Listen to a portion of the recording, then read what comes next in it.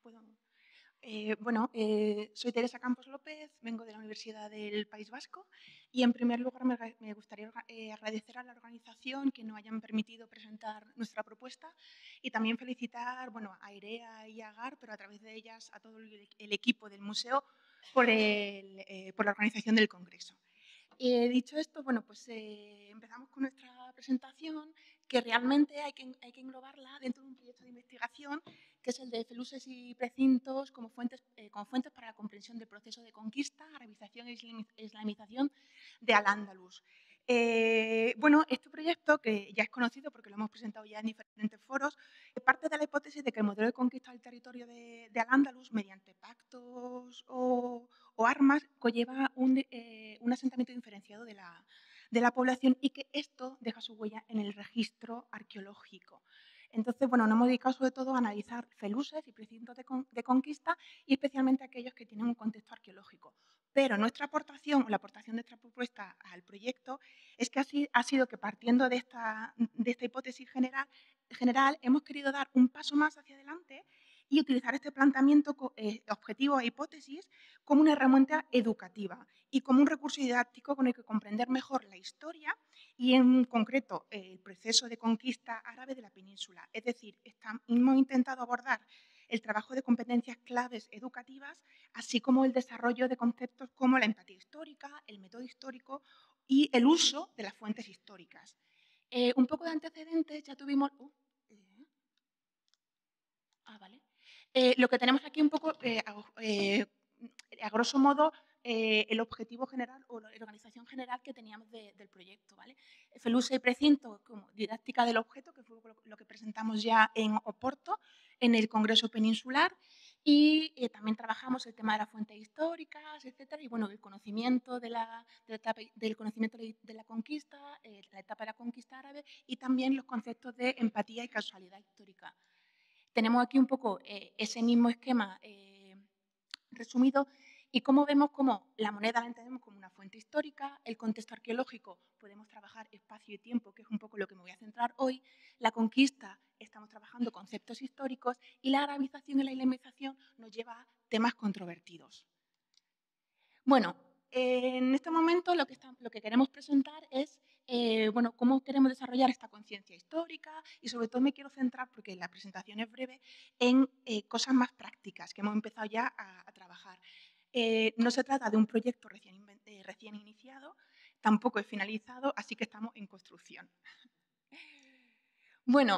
¿Qué es lo que queremos realmente? ¿Con qué objetivo nos hemos acercado a los diferentes públicos?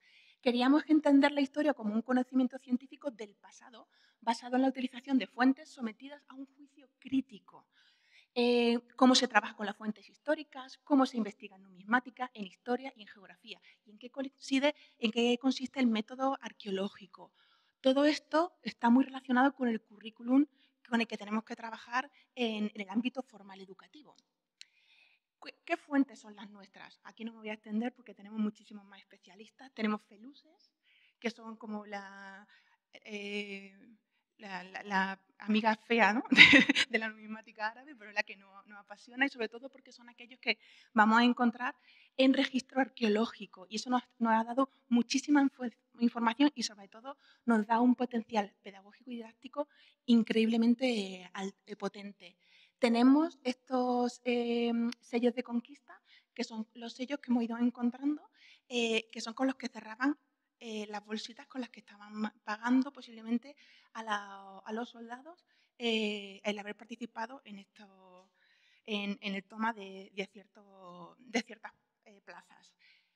Como esto lo tenemos publicado y es altamente conocido, me voy a centrar en nuestro ámbito. Este es uno de Écija, que luego vamos a presentar más tarde, mañana, y que fue muy interesante y bastante significativo, le tenemos mucho cariño. A ver, entonces, ¿qué es la historia si no es espacio y tiempo? Entonces, nos vamos a centrar o vamos a utilizar toda esta información, esta investigación que estamos llevando a cabo y los resultados que nos está dando para acercarnos a estos conceptos.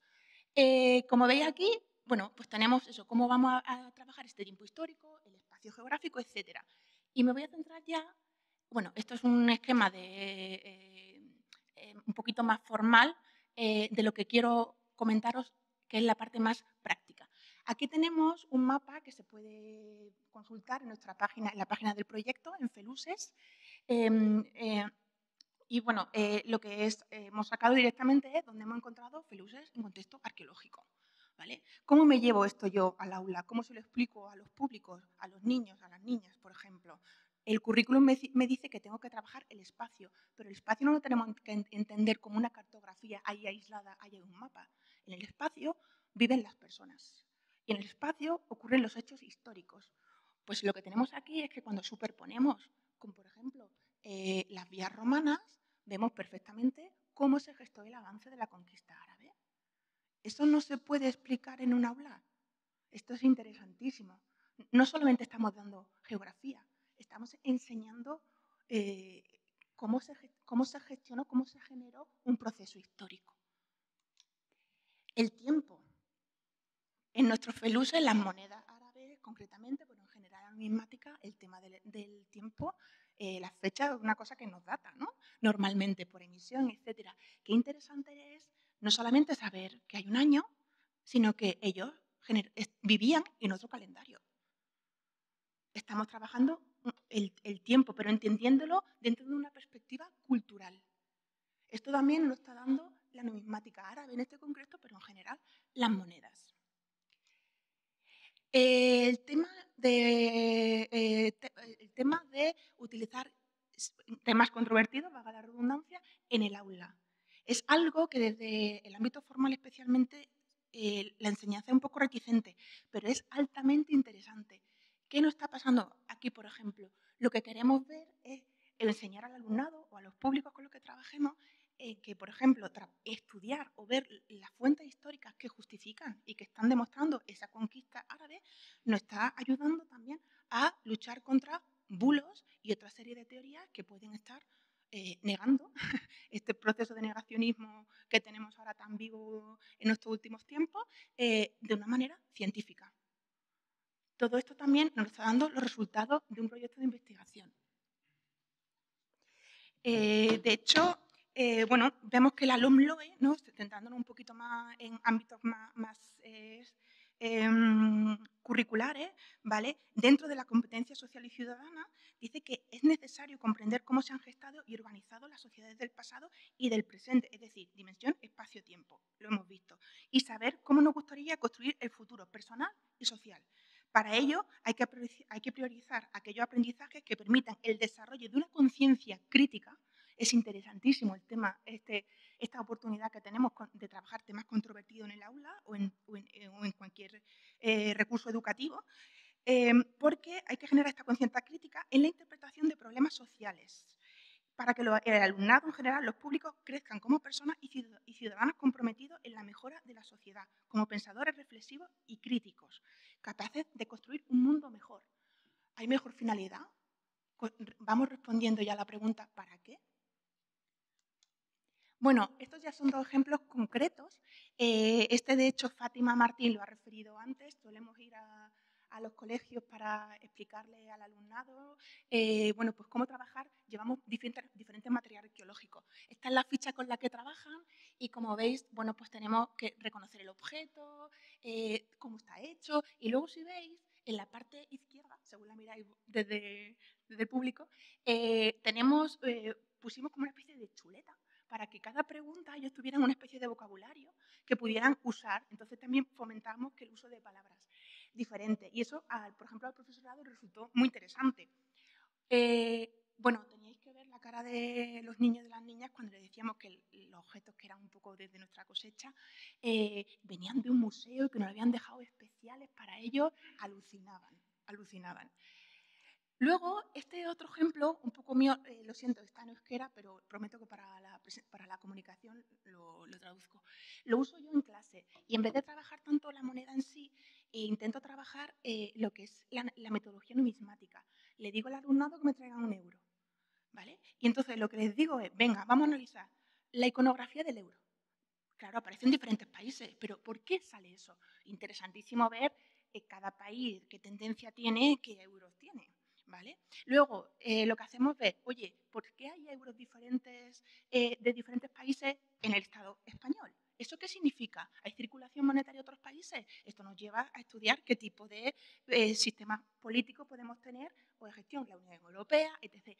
Son las mismas preguntas que hacemos en cualquier investigación numismática llevada a un contexto actual. Y los resultados son interesantísimos. Y es un elemento didáctico muy potente y que todos llevamos en el bolsillo. ¿Vale?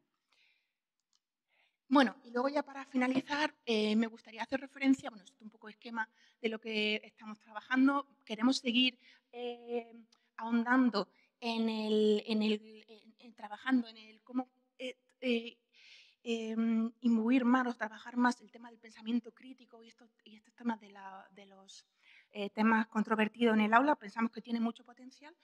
Y sí que me gustaría hacer referencia pues tanto a ideas que han surgido esta mañana. Hemos estado hablando de cuánto potencial o cuánto, bueno, se está trabajando en numismática. Este museo, o sea, este congreso es claro ejemplo de ello. Tantas comunicaciones, lo estamos haciendo muy bien, pero ¿qué pasa? No estamos llegando a los públicos, no estamos llegando a los libros de texto. Bueno, los libros de texto, voy a hacer un poco de spoiler, creo yo que desde lo poco que han puesto de nuevo de Atapuerca no hay nada nuevo en los últimos 30 años, o sea, pero bueno. Entonces, bueno, algo pasa, ¿no?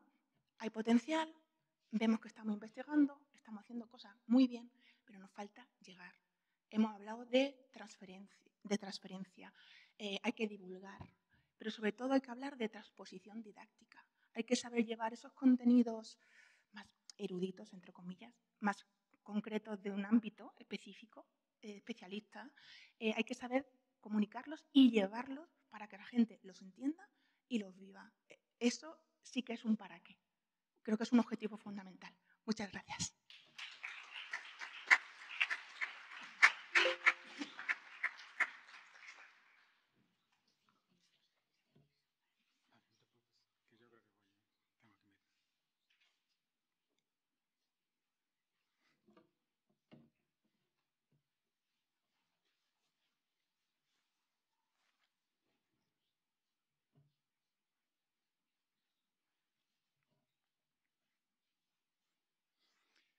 Muy buenos días. Yo voy a abordar un tema distinto al académico-científico, pero que creo que es interesante, ¿no? ¿Qué es la numismática desde una perspectiva legal y cómo despliega sus efectos en la normativa de prevención de blanqueo de capitales y en el patrimonio histórico español? Vamos directamente a la perspectiva legal. Podrán leer en la comunicación otros temas previos, pero el artículo de la ley del IVA 136.1 nos da la clave. Dice, define lo que es un objeto de colección y señala, entre otros, las colecciones o especímenes para colecciones de zoología, botánica, mineralogía o anatomía, o que tengan interés histórico, arqueológico, paleontológico, etnográfico o numismático. Es decir, para la normativa española, la numismática lo conforman los objetos de colección de interés numismático. Es muy importante, además, tener en cuenta que la propia normativa del IVA define lo que es el objeto de arte, cuadros, grabados, esculturas, los desarrolla, lo que son las antigüedades, diciendo que son los objetos de más de 100 años que no son arte y no son objetos de colección. Es decir, establece 3 categorías distintas. Objeto de arte, antigüedades y objetos de coleccionismo. También dentro del coleccionismo hemos dicho que diferencia entre el interés arqueológico del numismático. Por lo tanto, establecemos por lo menos unos rasgos. Los rasgos de la definición de numismático. Uno, la numismática es más que la moneda, tiene un sentido más amplio, engloba los objetos de colección de interés numismático. La numismática es distinta a la antigüedad, por definición legal, y la numismática es distinta a la arqueología. Ambos son objetos de colección, pero unos por interés arqueológico y otros por interés numismático. Abordando ya la normativa de prevención de blanqueo de capitales, la Ley 10/2010, en su artículo 2, define una serie de actividades que somete a regulación, es decir, los llama sujetos obligados. Los que están en esa lista tienen que cumplir esa obligación. En esta lista no están los objetos de colección, no está el comercio de objetos de colección genérico ni de numismática. Por lo tanto, no está sometido a la normativa de prevención de blanqueo de capitales. Hay una confusión que hay que aclarar respecto a los artículos, el artículo 2, letra R y letra Q. La letra R señala que están obligados, son sujetos obligados, el comercio de objetos de arte y antigüedades. Pero ya acabamos de decir que por definición legal, una cosa es el objeto de arte, cuadros, grabados, esculturas, otra cosa son los objetos de colección, donde están aquellos que tienen interés numismático, y otra cosa son las antigüedades, que son los objetos de más de 100 años, que no son arte ni objetos de colección. Y la letra Q es el comercio de joyas, piedras o metales preciosos. Creo que es evidente que la numismática es mucho más allá que el metal precioso, pero en todo caso, la regulación que regula los metales preciosos en su artículo 6, excluye de la misma a las antigüedades y a las monedas que tienen o han tenido curso legal. Pero no es una lectura que hago yo solo. El propio regulador, el Servicio Ejecutivo de la Comisión de Prevención de Blanqueo de Capitales e Infracciones Monetarias, el SEPLAC, en 2009, en una comunicación por unas actuaciones de inspección, señala que el coleccionismo numismático es una actividad diferente al comercio de objetos de arte y de antigüedades. Y tampoco puede considerarse comercio de joyas, piedras y metales preciosos. Es más, en un informe que es piedra angular del Sistema de Prevención de 2020, el análisis de riesgo nacional de riesgo de blanqueo de capitales y financiación del terrorismo, indica, al hablar sobre el sujeto obligado al comercio de arte y de antigüedades, efectivamente lo que dice la normativa. Primero dice, el arte son los grabados, los cuadros, las esculturas, y las antigüedades son los objetos que tienen más de 100 años, que no son arte y no son de colección. Por lo tanto, lo excluye. Pasando ahora a la normativa de patrimonio, he de decir que si bien, hasta lo dicho, la lectura de la norma coincide, hasta lo que yo sé, con el regulador, aquí no. Aquí el regulador aplica la norma de un punto de vista con el que discrepo y por eso propongo en este congreso una interpretación. El artículo 1.2 de la Ley de Patrimonio define que integran los bienes que integran el patrimonio histórico español. Son objetos muebles, en nuestro caso de la numismática, de interés artístico, histórico, paleontológico, arqueológico, etnográfico, científico o técnico. Y luego dice, los bienes de patrimonio histórico español que tengan más de 100 años requieren licencia de exportación.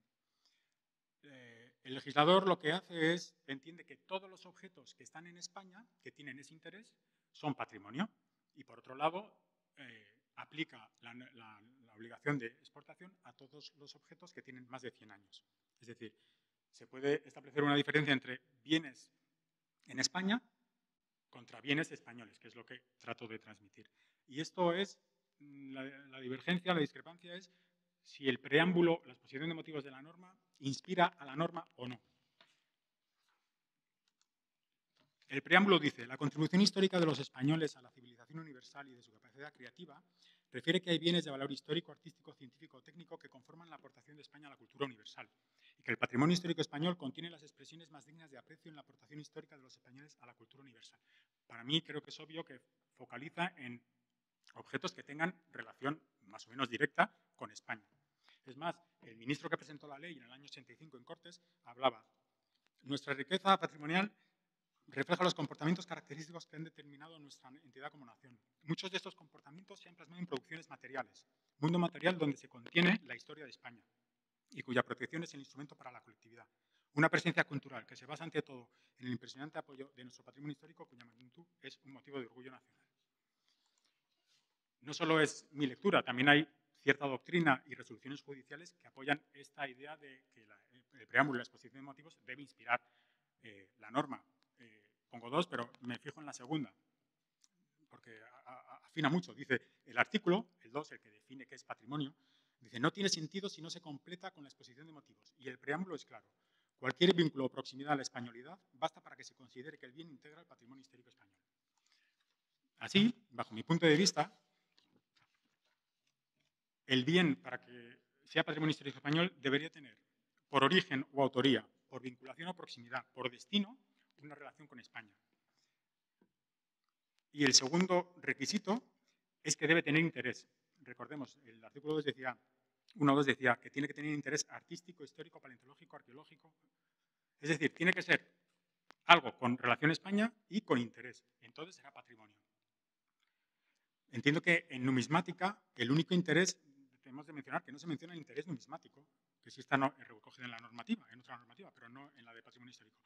Entiendo que la numismática encajará en este interés histórico. Entonces, cuando una moneda tenga relación con España y tenga interés histórico, entiendo que debe actuar la ley.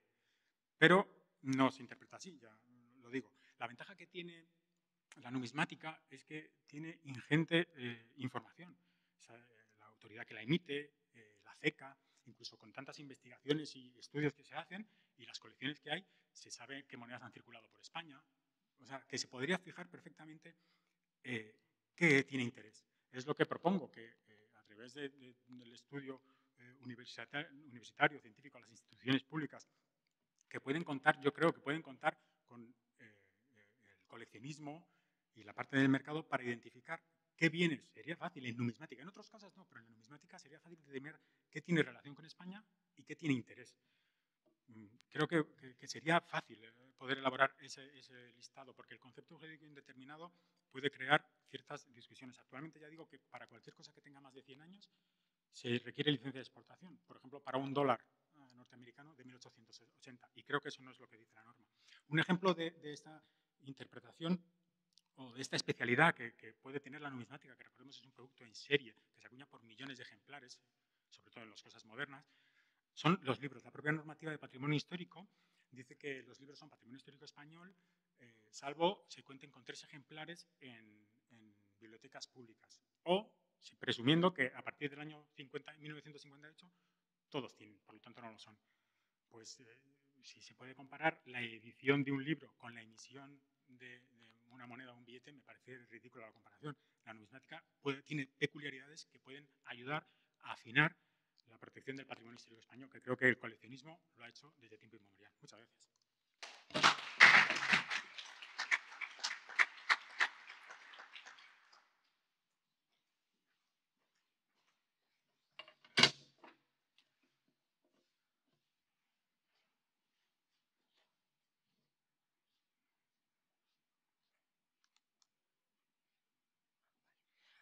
Hola, buenos días a todos. Soy Ana Pérez Varela, vengo del Departamento de Historia del Arte de la Universidad de Santiago.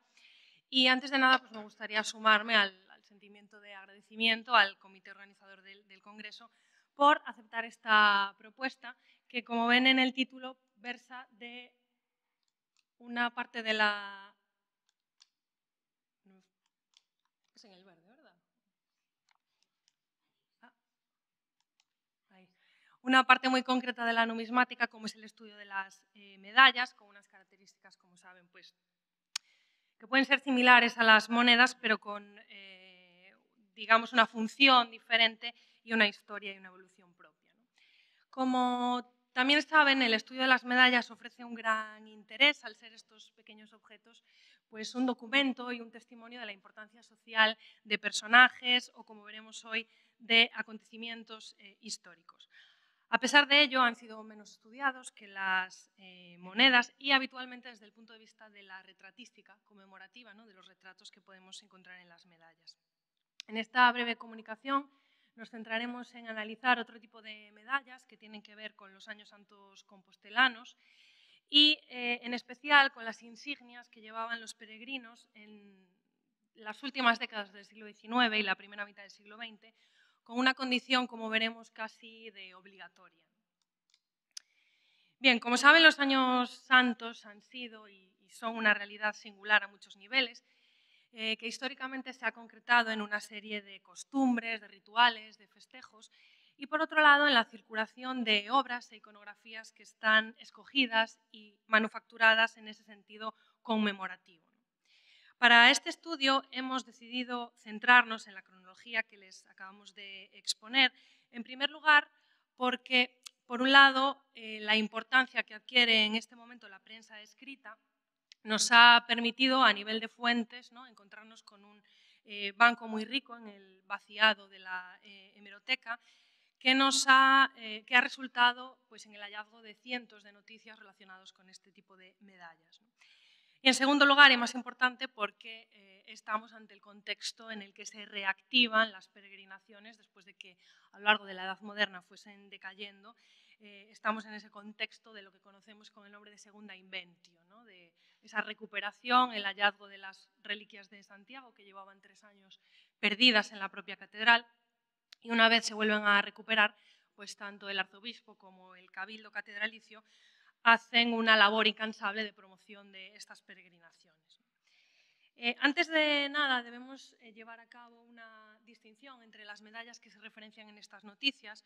Por un lado, nos encontramos noticias sobre medallas más de tipo conmemorativo que se entregaban como regalo diplomático a las personalidades que acudían a visitar Santiago, incluso aunque no viniesen, se le mandaban con ese fin conmemorativo, ¿no?, diplomático, y hemos recopilado pues, medallas referentes a Alfonso XII, Alfonso XIII, después Primo de Rivera, Francisco Franco, y bueno, ahí les pongo algunas noticias, varios miembros de la aristocracia, nobleza gallega, ministros, etc., ¿no?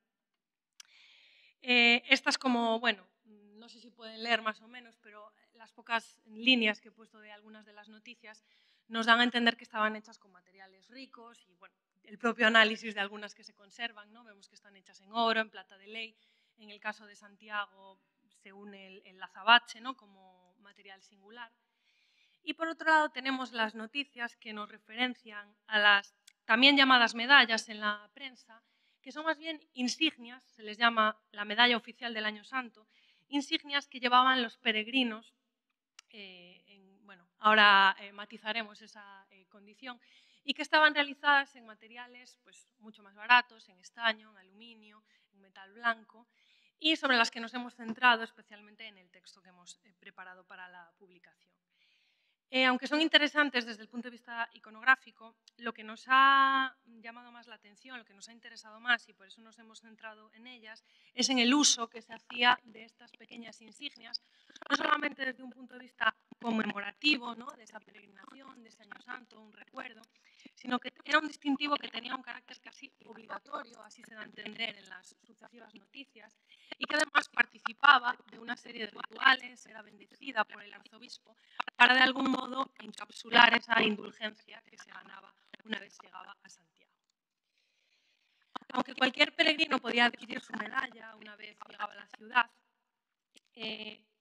lo que nos ha resultado más interesante es este objeto aplicado a las peregrinaciones masivas, y lo entrecomillo, porque no eran peregrinaciones en el sentido en el que lo entendemos hoy, peregrinando a Santiago a pie por las distintas rutas jacobeas, sino que aunque se llamaban así en la prensa, eran viajes que organizaban pues, los diferentes arciprestazgos, parroquias, obispados de sobre todo Galicia, y en el que el peregrino, entre comillas, debía pagar un billete.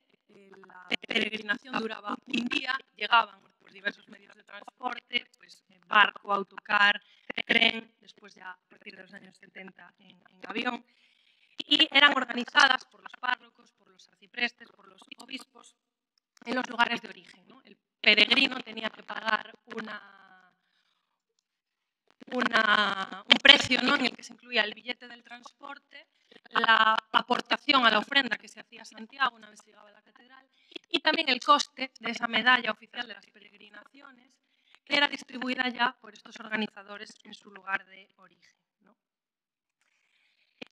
Una vez llegaban todos a Santiago, debían reunirse en el Paso de la Herradura, en la Alameda, y digamos, distribuirse jerárquicamente por rango social, sexo, etc. Y entraban procesionando por Porta Faxeira, recorrían Rúa do Franco y entraban por la catedral, a la catedral por la Plaza del Obradoiro, donde escuchaban la misa del peregrino y el arzobispo bendecía sus medallas, ¿no? Algunas de estas peregrinaciones superaban las 8.000 personas, ¿no? Como pueden ver, en una ciudad en la que en ese momento, a finales del siglo XIX, no tenía más de 25.000 habitantes, pues era un gran acontecimiento en la ciudad, que además se unía engalanada con todas sus colgaduras en los balcones, etc.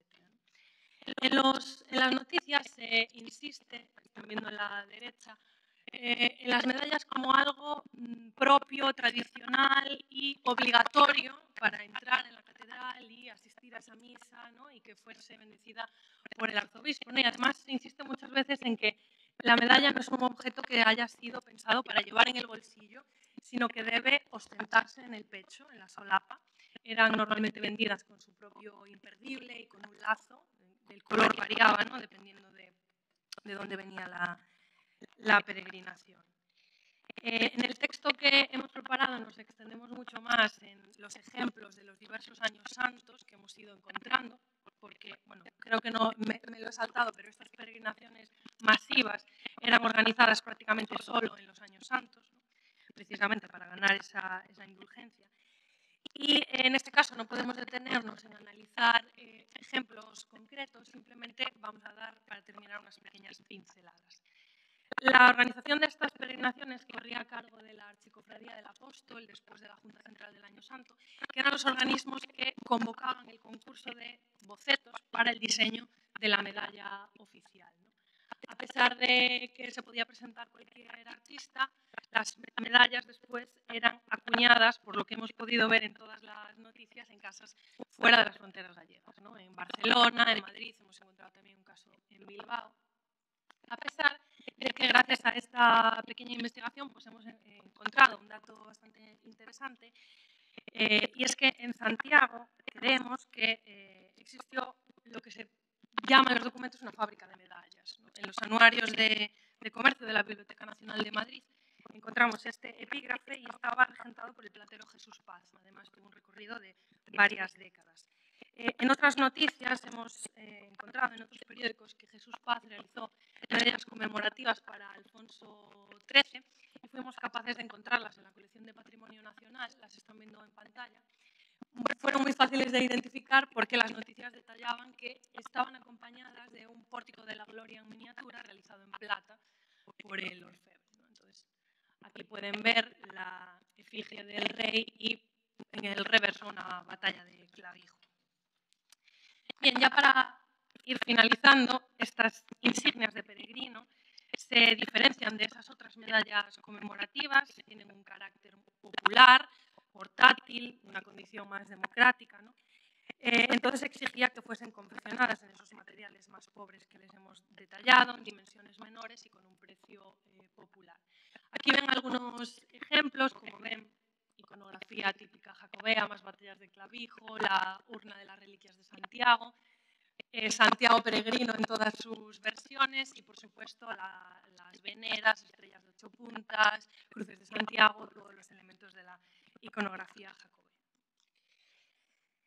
Bien, como no tenemos tiempo para más, terminamos apuntando a que ya a partir de la década de los 60, en el siglo XX, dejamos de encontrarnos estas noticias de estas peregrinaciones masivas y también de las insignias oficiales de los peregrinos, que son sustituidas por esas medallas conmemorativas que se democratizan, por así decirlo, se vuelven más accesibles y que están claramente acuñadas con ese sentido de coleccionismo, de regalo, pero que ya no tienen esa naturaleza de distintivo popular que tenían esas insignias de las que nos hablan las noticias y que además se les otorgaba esa condición de objeto sacro, ¿no? Al contener esa indulgencia con la bendición arzobispal. Terminamos insistiendo en, como decíamos, lo que nos ha parecido más interesante de estudiar estos objetos es esa condición que se le daba a un objeto tan humilde. En las crónicas se repite una y otra vez, ¿no? La universalidad de ese objeto pese a su pobreza. Y les leo ahí, que no alcanzan a leer esa cita que traje de una de las noticias que nos dice: los representantes de todas las clases sociales, desde el aristócrata más encopetado al menestral más humilde, todos luciendo sobre su pecho la medalla oficial de las peregrinaciones jubilares. Esto es todo. Muchas gracias.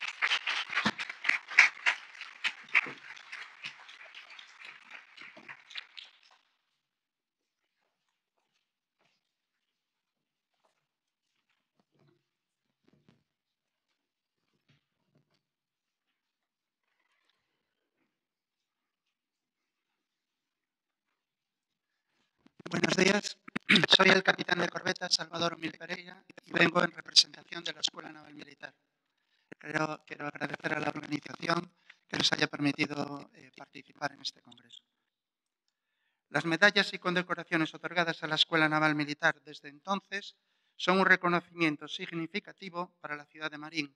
No solo simbolizan los logros y la dedicación de sus alumnos y personal que compone su profesorado y dotación, sino que también destacan la importancia histórica y cultural de la escuela en la región. Estas medallas, sin duda, realzan el prestigio de la provincia de Pontevedra y su conexión y cercanía con la Armada. Es para mí un honor y un orgullo citarles algunas de ellas. El 6 de octubre de 1948, durante los actos conmemorativos del 7º centenario de la fundación de la Marina de Castilla, le fue impuesta en Sevilla por el ministro de Marina del Perú, la Cruz Peruana del Mérito Naval en el grado máximo, concedida por el presidente de la República de aquel país. Esta orden, instituida en 1946 como Cruz Peruana del Mérito Naval, buscaba premiar a los militares peruanos que demostrasen méritos navales extraordinarios en el desempeño de sus funciones. Posteriormente, se decidió concederla a militares extranjeros, conociéndose 3 grados: la Gran Cruz, Gran Oficial y Comendador, y 2 divisiones, la Cruz Blanca para periodos de paz y la Cruz Roja para periodos de guerra, esta última muy rara. El 30 de marzo de 1949 le fue impuesta la bandera de la Escuela Naval Militar, la corbata de la Orden Civil de Alfonso X el Sabio, por el ministro de Educación Nacional, concedida por orden del citado ministerio de fecha 8 de febrero anterior. Posteriormente fue corroborada por Real Decreto de diciembre del 2014. Esta segunda imposición se realizó el 27 de noviembre del 2015 por el secretario de Estado de Educación. Esta orden civil busca premiar los méritos contraídos en el campo de la educación, la cultura, la ciencia y la docencia e investigación. La cruz florenzada de plata, esmaltada en carmesí, muestra en su anverso la figura majestática del rey, vestido con los emblemas de la corona de Castilla y León, sosteniendo en sus manos el orbe y el cetro. El 20 de septiembre de 1956, con motivo de la visita de una agrupación naval colombiana, se le impuso a la bandera de la Escuela Naval Militar el Orden del Mérito Militar Antonio Nariño, que le fue concedida en el grado de caballero, por decreto del general jefe supremo Gustavo Rojas Pinilla, presidente de Colombia, dado en Bogotá a 29 de agosto de 1956. Fue establecida como premio y estímulo a los miembros de las fuerzas militares que hayan sobresalido por su espíritu militar, disciplina, compañerismo, consagración al trabajo, rendimiento en la instrucción, en el desarrollo de las tareas de Estado Mayor, trabajos de investigación científica y servicios eminentes. Esta condecoración ostenta la mayor jerarquía entre las condecoraciones por méritos y virtudes militares. Existen 6 categorías, siendo esta la que corresponde a la Orden de Caballero. En el averso, busto a izquierda de Antonio Nariño, precursor de la independencia de Colombia. En el reverso de la condecoración se halla inscrita la siguiente frase: amé a mi patria cuanto fue ese amor, lo dirá la historia. Diploma y Gran Cruz del Maestre de la Orden de Mayo.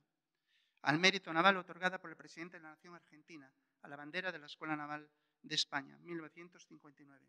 La insignia de tipología es similar a la del almirante Brown, con la diferenciación de su anverso. En esta, el anverso dispone de una leyenda en el borde del campo que dicta República Argentina, Armada Nacional. Ocupando el centro del campo se representa mediante esmalte el sol naciente, símbolo de la bandera argentina, junto con la representación de esas 2 manos que se entrelazan ante una pica sobre la cual se enaltece el gorro frigio, símbolo de la libertad. Este mismo escudo se representa en el diploma. Gran Cruz al mérito naval al almirante Brown. El 19 de mayo de 1961, con motivo de la inauguración en Madrid del monumento al general San Martín, el presidente de la Nación Argentina concede la condecoración de la Orden de Mayo al mérito naval en grado de Gran Cruz a la bandera de la Escuela Naval Militar.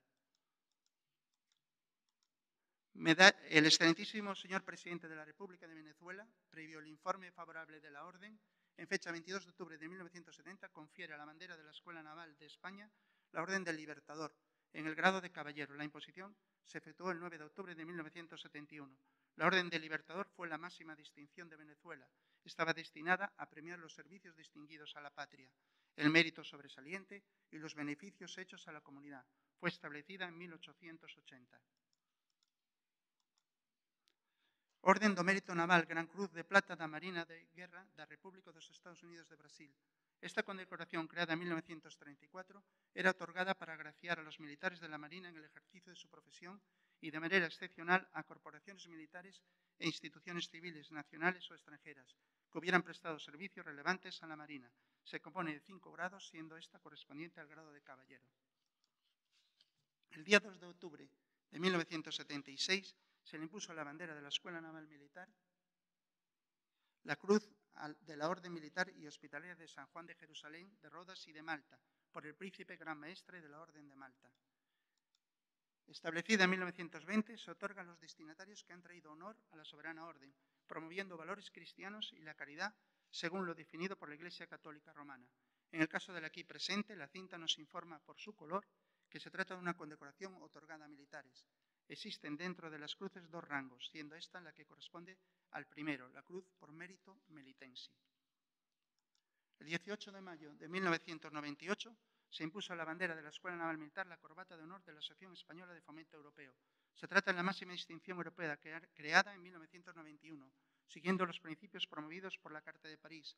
La cruz busca enaltecer y visibilizar las labores en aras de la unidad europea y la preservación de sus valores. Sus objetivos principales son contribuir a la mayor integración y acercamiento entre los pueblos, culturas y etnias de Europa, el fomento del intercambio cultural y de costumbres, la promoción de la idea de europeísmo como valor supranacional.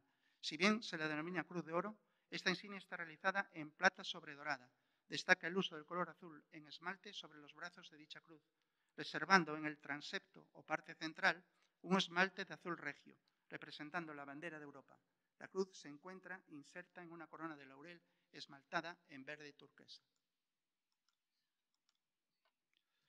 Medalla otorgada por la Diputación de Pontevedra. La excelentísima Diputación de Pontevedra, en sesión plenaria celebrada el 27 de abril de 1962, concedió la corbata de la provincia a la bandera de la Escuela Naval Militar.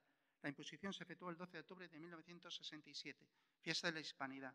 En el anverso figura el escudo de la provincia de Pontevedra sobre esmalte blanco. Medalla de plata de la ciudad de Pontevedra. Esta medalla coronada en plata representa en la zona esmaltada el escudo de la provincia de Pontevedra, anterior al reglamento que la excelentísima Diputación Provincial de Pontevedra realizó posteriormente en 1974. Los cambios que se observan en relación al citado reglamento son, por un lado, la representación del puente, cuyo centro no se muestra apuntando, sino recto. Medallas y conmemoraciones. Medalla conmemorativa del 25 aniversario, realizada en 1968, donde en el anverso aparecen unas bigotas del buque escuela Juan Sebastián del Cano y al fondo el edificio frontal de la escuela. Medalla de oro de la ciudad, conmemorativa del 25 aniversario de la Escuela Naval de Marín, otorgada por el Ilustrísimo Ayuntamiento de Marín, en sesión plenaria, celebrada el día 6 de septiembre de 1968. La imposición se efectuó el 3 de noviembre de 1968. Medalla conmemorativa del 50 aniversario, realizada en 1993, en la que, por un lado, el anverso muestra superpuestos los bustos del rey Juan Carlos de Borbón y, en segundo, el plano de su hijo, el entonces príncipe Felipe de Borbón. Circundando el campo se lee la leyenda Su Majestad el Rey y Sar el Príncipe de Asturias, oficiales de la Armada de la Escuela Naval Militar de Marín. Medalla de oro otorgada por el Liceo Casino de Pontevedra a la Escuela Naval de Marín en su 50 aniversario. Insignia de oro del Liceo Casino de Marín e insignia del Ayuntamiento de Marín. El excelentísimo Ayuntamiento de Pontevedra, en sesión plenaria celebrada el 19 de agosto de 1993, acordó conceder la corbata con la medalla de oro de la ciudad a la bandera de la Escuela Naval Militar con motivo de su 50 aniversario. La imposición se efectuó en acto público y solemne en la avenida de Montero Ríos, en la ciudad de Pontevedra, el día 19 de septiembre de 1993. Y por último, citar que en el año 2017, con motivo del tricentenario de la fundación de la Real Compañía de Guardiamarinas, creada en Cádiz y que es el antecedente de la actual Escuela Naval Militar de Marín, la Fábrica Nacional de Moneda y Timbre, Real Casa de la Moneda, emite una moneda conmemorativa acuñada en plata de ley. En el anverso se reproduce el retrato de Su Majestad el Rey Don Felipe VI, en el que aparece con el uniforme de gala de verano de la Armada, con la divisa de Capitán General. A la izquierda se reproduce en colores el escudo de la Escuela Naval Militar. En el reverso se reproduce una imagen de la puerta principal de entrada a la Escuela Naval Militar, donde se forman los oficiales de la Armada.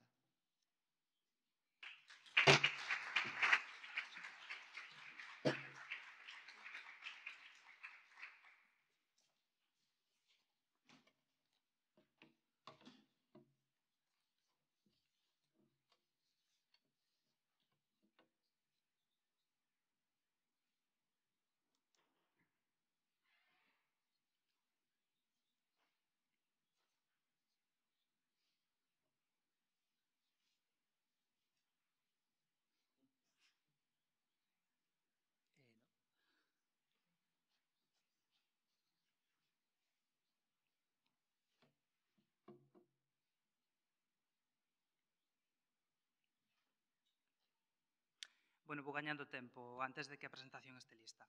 Bo día, antes de comezar coa miña exposición, moi brevemente quero agradecer. Agradecer a organización deste Congreso Nacional de Numismática pola oportunidade, ao Museo de Pontevedra e a todos os seus traballadores, tanto en activo como xubilados, que algún temos por aquí, e especialmente a miña compañeira de aventuras, amiga, magnífica coordinadora deste evento, e tamén comisaria da exposición que inauguraremos esta tarde, Erea Castro. Sen ela, esta comunicación e outras moitas cousas na vida non terían sentido. Logo deste momento emotivísimo, se aparece a presentación, podo comezar. Agora sí. Ben, pois imos falar das medallas conmemorativas nas Bienais de Arte de Pontevedra.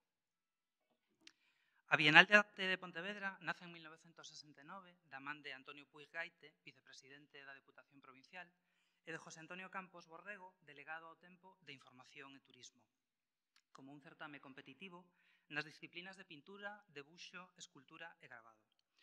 O concurso estaba dirixido a artistas naturais ou residentes na provincia de Pontevedra, co obxectivo de integrar as belas artes na vida cultural da provincia, e a súa celebración decorreu nos meses de xullo e agosto no Pazo Provincial.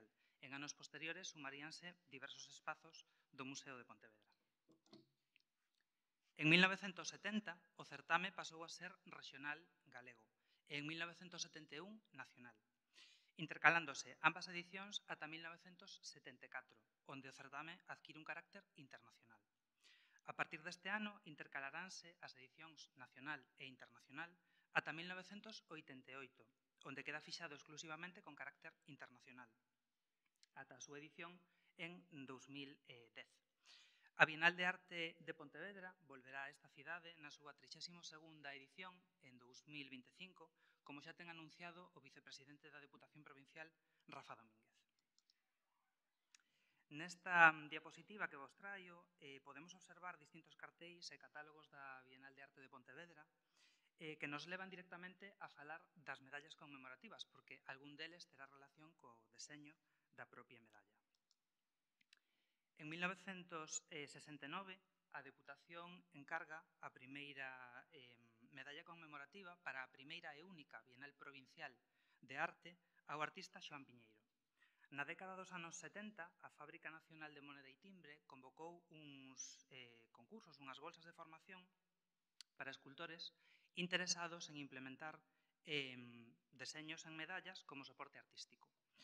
A partir de aquí, a Deputación de Pontevedra encargaralle, sen ningún tipo de base, ao contrario do que decía a compañeira Ana Pérez Varela con respecto ás medallas dos peregrinos, aquí non había bases, encárgalle a diversos artistas da provincia, como digo, como o caso de Acuña ou Jesús Vázquez Xuxo, que foi tamén participante desta formación e diseñou o deseño das medallas conmemorativas en diversas edicións.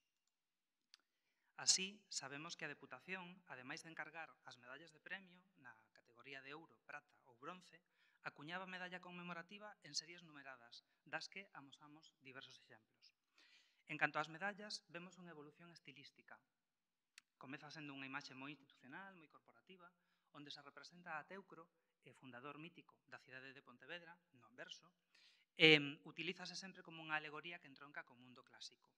No reverso, colócase o escudo da provincia ou algunha representación por ser a Deputación Provincial a que ostenta sempre o sostén deste certame cultural. Nesta diapositiva podemos ver unha medalla do ano 74, unha do 78 e unha do 90. Aquí se observa perfectamente a diverxencia de deseños.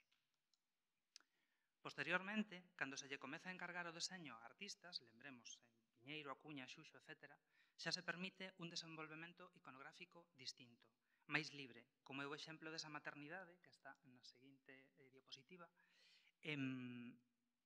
dando o peito a un neno, que non é unha maternidade ao uso, non é unha maternidade religiosa, senón que semella unha representación máis etnográfica dunha muller do mundo rural, poderíamos decir.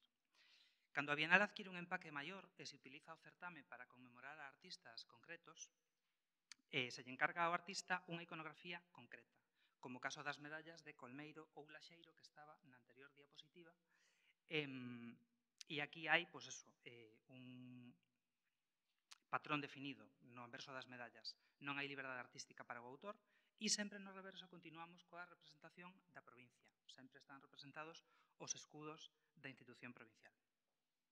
As medallas das últimas edicións volven ser un soporte para que os artistas volvan a facer traballo de autor.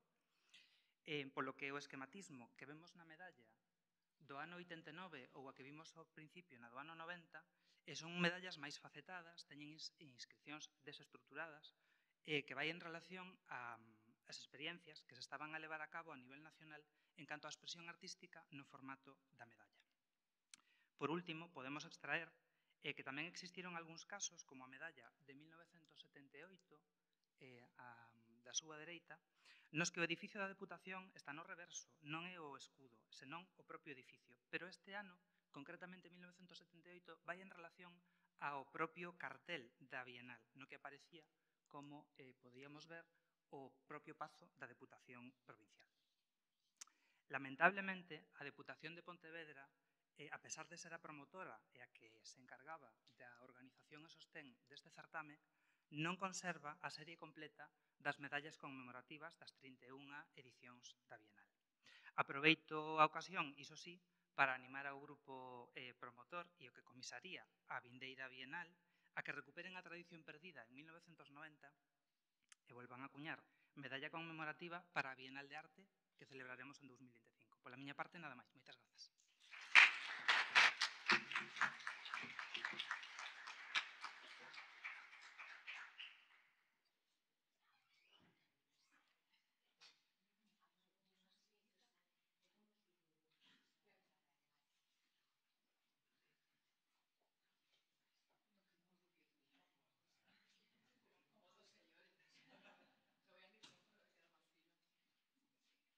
Bueno, dentro de estas autopresentaciones, yo soy Paloma Otero, vengo del Museo Arqueológico Nacional y soy también miembro de la Junta Directiva de SIAEN. O sea, también estamos implicados en la organización del Congreso.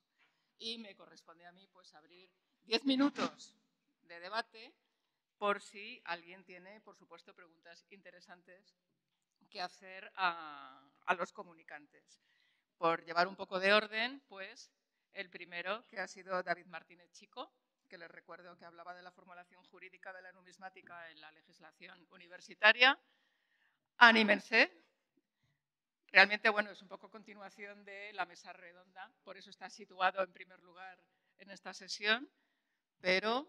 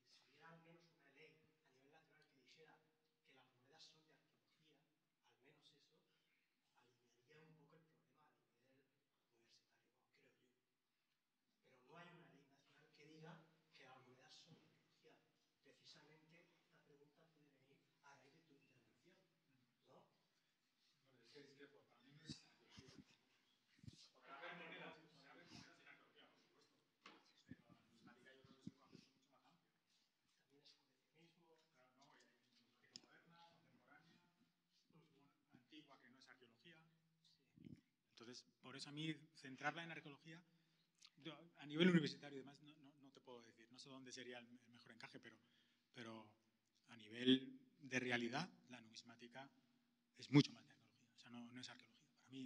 Para mí es un error unirla. Complicado el panorama, Antonio, como ves. Bueno, si alguien tiene alguna otra pregunta, ya aprovechando este combo Martínez Chico Cayón.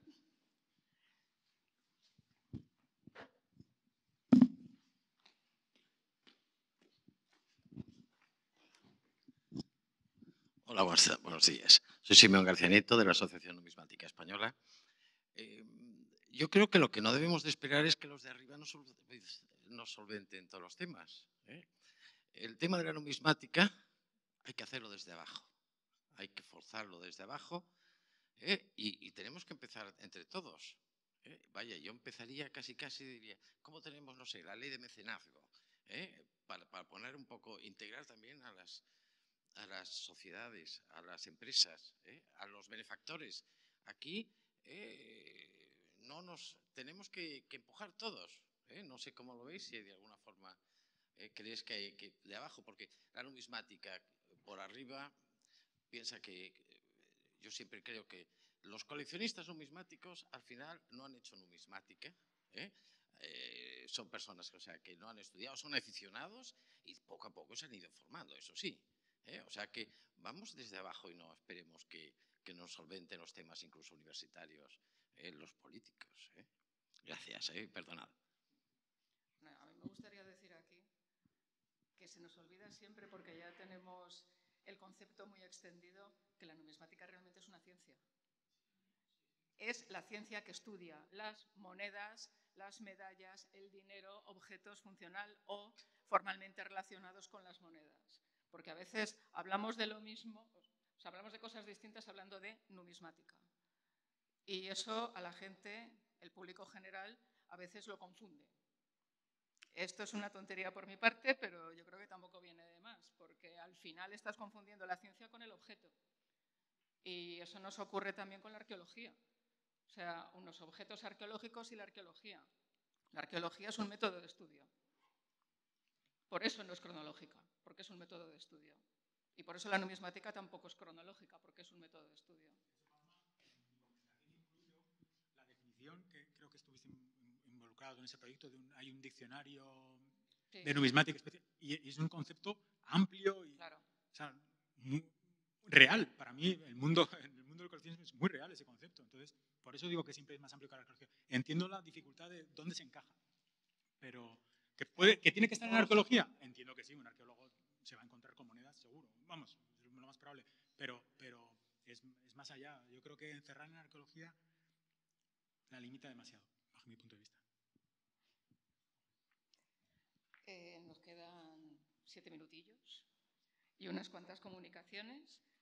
Bueno, sobre Ana Pérez, sobre la circulación de imágenes y obras de las medallas de los años santos. Están aturdidos, no es por otra cosa. No, a mí sí que me gustaría decirte que, a ver, esto es más un reconocimiento que una pregunta, y es lo interesante que es poder localizar en la prensa, déjale el micrófono, poder localizar en la prensa histórica tanta cantidad de información sobre el uso de piezas que normalmente vemos descontextualizadas. Sí, yo trabajo, bueno, mi especialidad es la platería, soy historiadora del arte, me dedico al estudio de la platería, azabachería compostelana. Las medallas es algo que obviamente se puede integrar ahí, ¿no? Pero más bien en cuanto a piezas, otro tipo de piezas.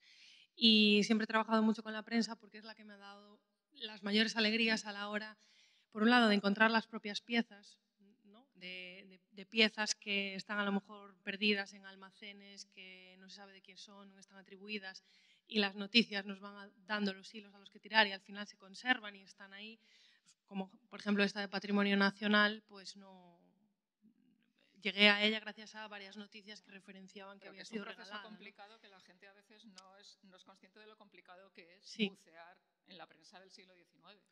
Y la prensa da... Sí.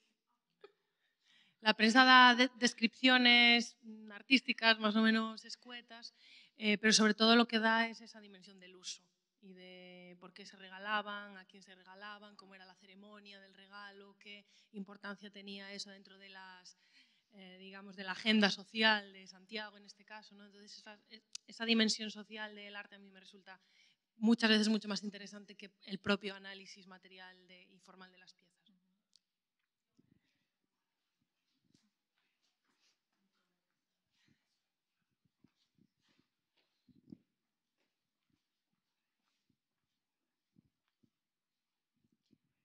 Por lo que entendí, las medallas, es lo que yo entendí, se diseñaban en Santiago, pero luego se hacían en otros talleres.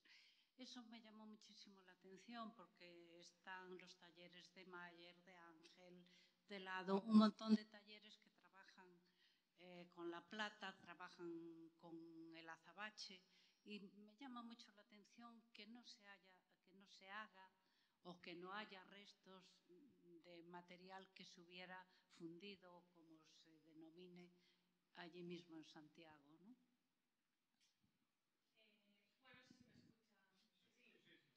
Sí, realmente lo que yo deduzco, y estoy un poco aún dándole vueltas con todo el tema de la procedencia, de dónde venían esas medallas, el concurso del diseño, yo creo que no sé hasta qué nivel se promocionaba, ¿no? Pero se podía presentar cualquier dibujante, no hacía falta que fuese de Santiago, ¿no? Podría ganarlo también cualquier otro artista del territorio nacional. Y luego se mandaban a acuñar a fábricas fuera de las fronteras gallegas, ¿no? Los talleres de Lado, Mayer, o del propio Jesús Paz, ¿no? Que acabamos de ver, que sí, me llamó la atención que sí que aparece en los anuarios de comercio como fábrica de medallas, y está él allí, y el resto, pues, Lado, Mayer, Martínez Costoya, Eduardo Rey, todos estos grandes plateros del momento, aparecen en el epígrafe de orfebres o plateros, ¿no? Y él aparece como fábrica de medallas, por eso me llamó la atención. Yo supongo que estos plateros si hacían medallas, como en el caso de Jesús Paz para Alfonso XIII, eran más de tipo conmemorativo, y yo supongo que utilizando la fundición, aunque de Jesús Paz sé que presentó algunas exposiciones regionales troqueles de medallas, ¿no?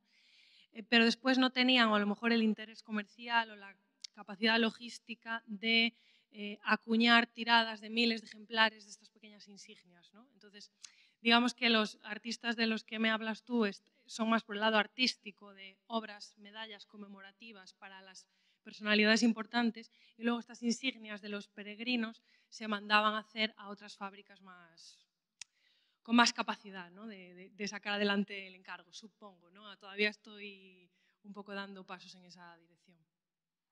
Gracias. Y ahí puedo a lo mejor aportar algo. Y es que es bastante corriente que haya sinergias entre el artista que hace el diseño de la medalla y luego una fábrica que efectivamente es quien lleva a cabo la producción. Porque pasar del modelo a la producción física y la acuñación no es fácil. Y necesitas una serie de instrumental y unas prensas que efectivamente no están al alcance de todo el mundo. Entonces tiene toda la lógica lo que tú dices, que a la hora de producir unas cantidades importantes de medallitas o de medallas ya de cierto tamaño, necesitasen una fábrica especializada en acuñar medallas, que no es habitual en la platería, digamos, ¿no? Bueno, y Teresa, que me la ha saltado, pobre, como hay confianza. Y digo lo de la confianza porque el proyecto de los Feluses es un proyecto en el que también está implicado el Museo Arqueológico, ¿no? Entonces, pues nada, ya... Bueno, de esto sí que hay preguntas seguro. A mí me parece realmente encomiable que se pueda utilizar la moneda para facilitar una difusión de un conocimiento cierto. Es decir, estáis tocando una época que en estos momentos está sirviendo la falsificación de esa época para retroalimentar un discurso ideológico que siempre ha estado, pero que ahora, con nuevas tecnologías y redes sociales, permite comer el tarro a la ciudadanía e histerizarla. En el público adolescente el reto sería todavía mayor, porque si vosotros lleváis ese discurso a las escuelas, claro, por la edad, se supone que esos niños todavía no han sido contaminados por una serie de presión social, ideológica y muy militante. Pero si lo llevaseis al instituto, probablemente sí os encontraríais ya con apriorismos producto de ese seguidismo. Me gusta saber si alguna vez os planteáis la valentía de poderlo llevar ahí.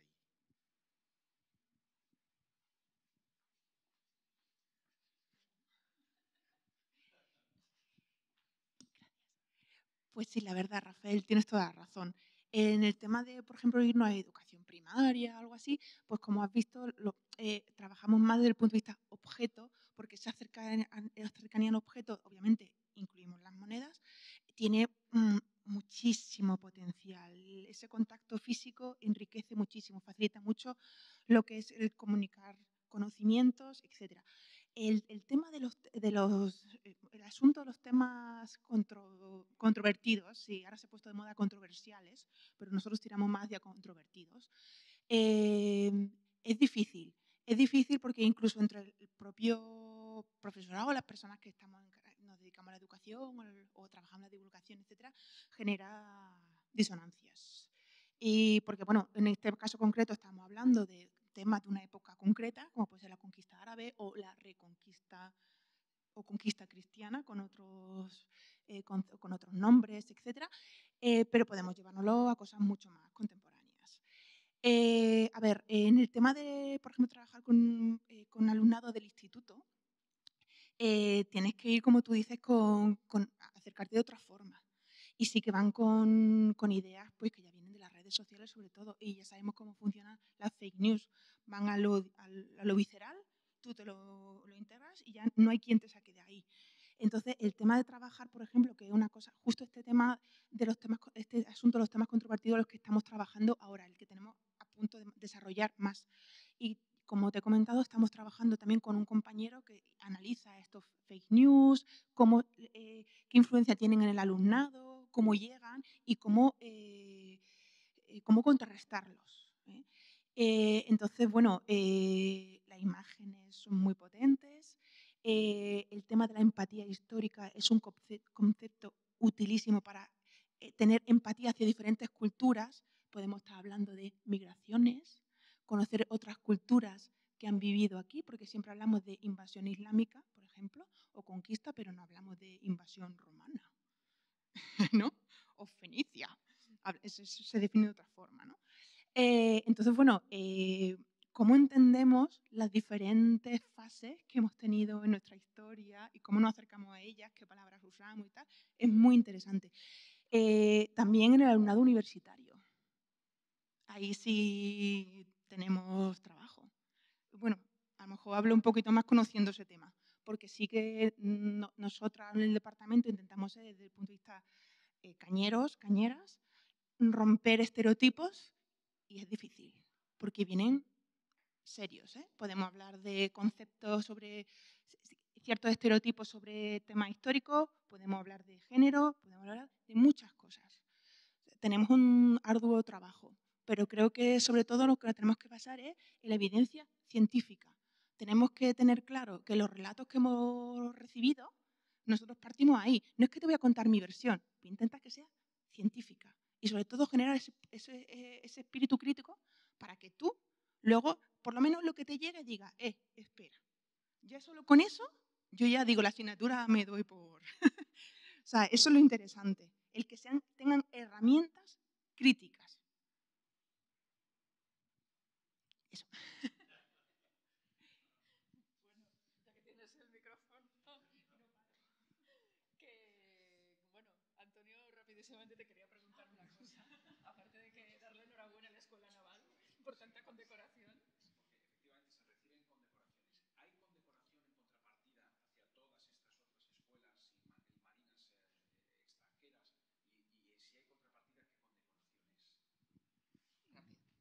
Bueno, se lo cuentas en el pasillo. Sí, no.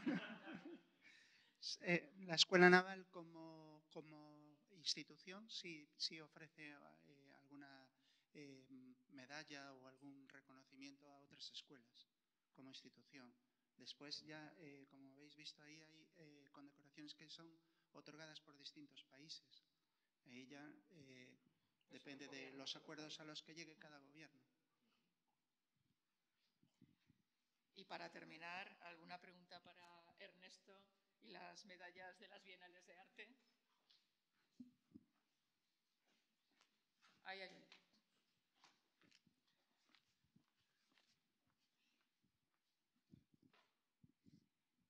Me imagino que sería difícil localizar todas las medallas y la Diputación no las tiene.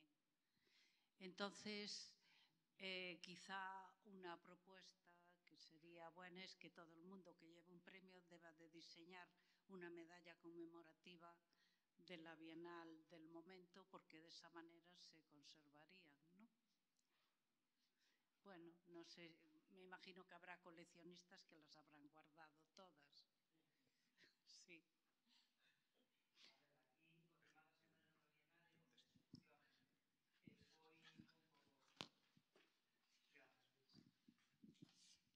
Foi un pouco complexo a hora de recoller todas as medallas que pudemos ter acceso, porque o Museo de Pontevedra, a pesar de ter unha magnífica colección, lamentablemente tamén non conta con todas as medallas das 31 edicións da Bienal, non? Entonces, temos moitas depositadas pola propia Deputación Provincial e logo eu tiven a fortuna de que fai unha semana atopamos 4 que están na Caixa Forte, bueno, atopamos 4 non, había 4 que estaban na Caixa Forte do Pazo Provincial, pero resultou por ser que se mandaron fundir dúas, nalgún momento nos anos 70, non había ningún tipo de constancia, e quedan 2 medallas de ouro de primeiro premio dos anos 74 e 76. Entonces, claro, foi como un pouco unha descuberta. E aquí tamén garda un pouco relación ao que comentaban antes as compañeiras, bucear na prensa histórica e atopar tamén, pois eso, a quen se lle encargaban as medallas ou quen as realizou, precisamente, porque como non hai un concurso, unhas bases escritas, tampouco sabíamos moi ben, pois eso, máis alá da firma do autor, identificar. Pero, bueno, afortunadamente casi conseguimos toda a tiraxe, polo menos identificalas, pois efectivamente, habrá que tirar de coleccionistas tamén presentes en la sala que as poidan ir recopilando e a ver se pues, conseguimos ter toda a tiraxe completa. Bueno, pues... ¿Alguna otra pregunta? Pues sí, hay otra pregunta. Tenemos 4 minutos porque hemos empezado con un poquito de retraso, pero... que volvemos a las 4. Si la pregunta es muy rápida, la haces. Si no, en el pasillo.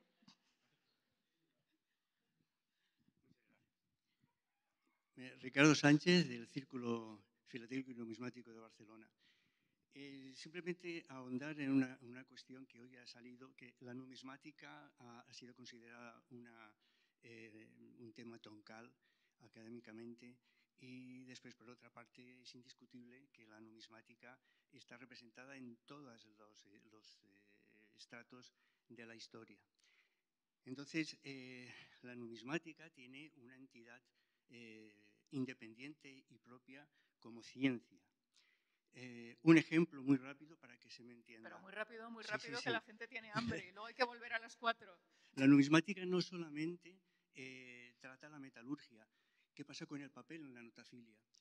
Es decir, que yo creo que tiene una entidad académica propia.